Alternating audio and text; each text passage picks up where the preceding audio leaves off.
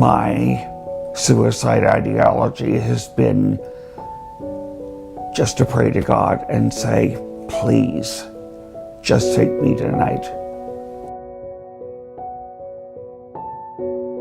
My self-esteem was at zero. I didn't feel worthy of people. I didn't like myself. And I think if maybe I could have cured that as a child, it would have made a difference. I was suicidal right after my daughter was born. Then I was suicidal about a year ago because my mother had died and my dad wasn't doing very well. He's still not doing very well, but I just thought I had a bleak future ahead of me.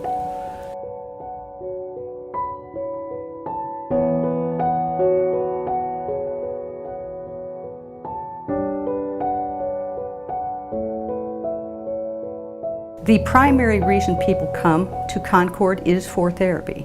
The primary issue that they bring to Concord in therapy is depression. So I deal with a lot of clients that are suffering from depression. I usually cover up with acting silly, trying to keep a smile on my face even though I'm going through a lot. So everybody thought I was just happy and I wasn't going through anything deep inside, but I really was. I was just in a not healthy environment, surrounded by people who did not care about my actual emotions. They cared about having fun, but it was a lot of self-medication. The drugs, the alcohol, it was all about something inside of me that I felt was missing. Then I was tired. I was tired of fighting against being sad, and I was tired of not liking who I was. And I was tired of being a burden. And I think that is the mindset that got me to that bridge, that maybe if I walk out there and maybe if I fall, then I can't hurt anybody anymore, including myself.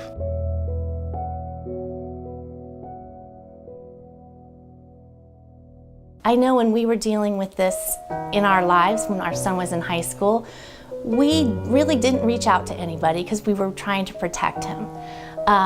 We weren't sure how it would be perceived in his classroom with his classmates, and that shouldn't be the case.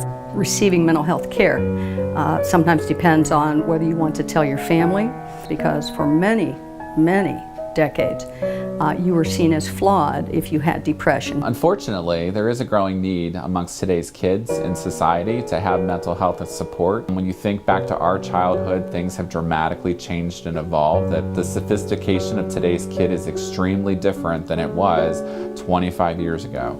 Our young people today are exposed to so many different options in their life, many of which are negative and have negative consequences. There's instantaneous information available to kids because of technology that could also result in instantaneous bullying or bad behaviors or poor choices. I spend a lot of time talking to parents who have kids with mental health issues, and it's hard to find any services. Where do we go and what do we do?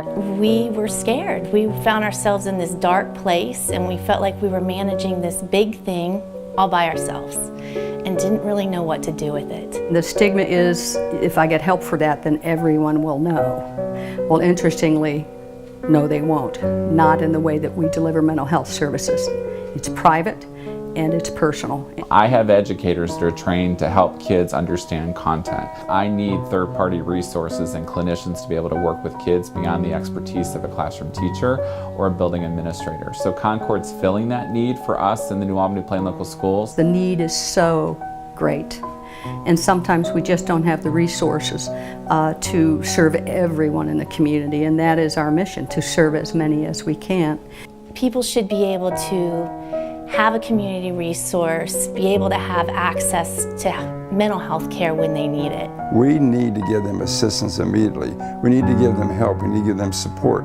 And that's what Concord does on a daily basis. But I recognize there are people in the community that might not need it, and I'm glad for them. That's wonderful. But I do want to just put a reminder out there that 1 in 4 people, I think is a statistic, do. When you see someone who could barely get out of bed for days upon days, and you see them then come in and greet you with a smile, and they say, "I'm so glad to be here," and I hear the therapist say, "It's so good to see you." And to see them just blossom, to bloom, I think that's one of the most incredible things that you can see in a human being. Concord helped to liberate me. This ring, I have others like it. My mother once said to me, "Michael, why are you wearing girls' rings?" And so I took them off. And it wasn't until I got into the DBT group about a year ago, and I know this sounds small, but I felt I had made steps with DBT therapy that I like this ring. It doesn't define who I am, feminine, masculine, gay, straight. I like the ring. And that sounds small, but that was huge. And with that comes hope and self-confidence and better self-esteem. And it started by deciding one morning, I'm gonna go to Concord and wear one of my rings. Concord did a lot for me. I must say, they made me a better person today. If it wasn't for them, I don't know where I would be at, to be honest. I wouldn't be here without the help of my friends and my family and Concord specifically. So if you are in a dark place and you don't feel like you have anywhere to go, go to Concord, because they will help you. It's about access, and it's about creating capacity here at Concord to be able to serve more people. That 1 in 4 that we're seeing and bumping elbows with on the street, in our classrooms, at our workplaces, in our community. So when people do need it, they have it here at Concord. We need your help. We need your assistance. We need your finances. We need to give mental health a higher priority than it is given right now. Knowing that we can talk, we can cry, we can share, and